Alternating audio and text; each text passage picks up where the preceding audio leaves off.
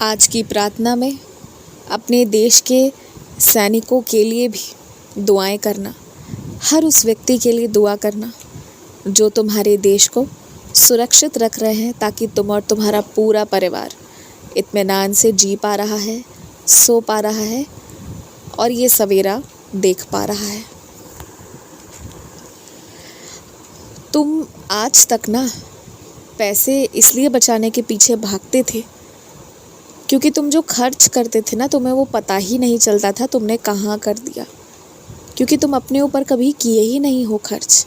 सही मायने में देखा जाए ना, तो जब अपने लिए लेने की बारी आती है तो तुम सबसे सस्ता, सबसे कम में होने वाला काम, ऐसी चीज़ों के बारे में देखते हो। पर यही किसी को खुश करने की बारी हो, किसी को तोहफे देने की बारी हो, तो अपनी हैसियत से बढ़कर जितना है तुम्हारे पास उससे ज़्यादा देने का प्रयत्न करते हो। और यही तो फ़र्क हो जाता है, इसी जगह पर फ़र्क हो जाता है।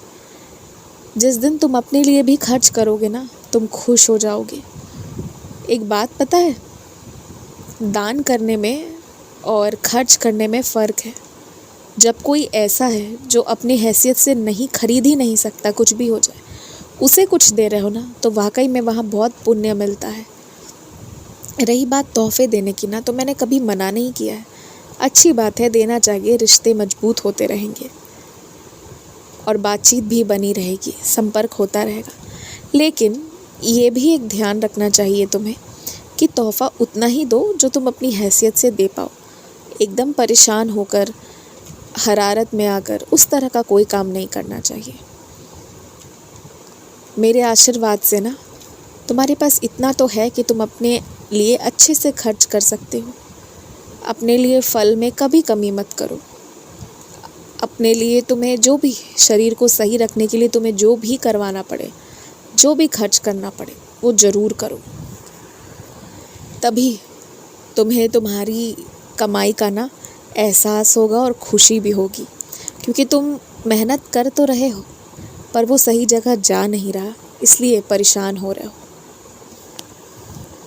तुम्हारे माध्यम से भेजा हुआ दान मुझे प्राप्त हो चुका है और मुझे ये 1-2 दिन पहले ही हो गया था, परंतु मुझे मालूम है तुम्हारे मन में, तुम्हारे जहन में वो बात बार बार चल रही है और चलती ही रहती है कि क्या हुआ उसका।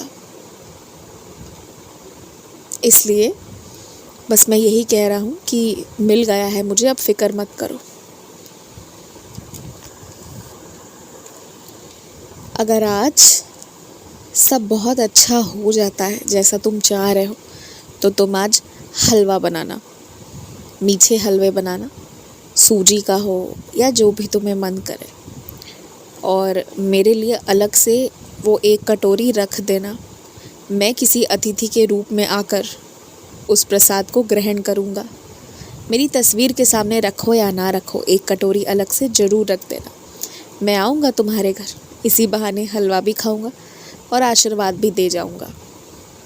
आयुष्मान भव, तेजस्वी भव।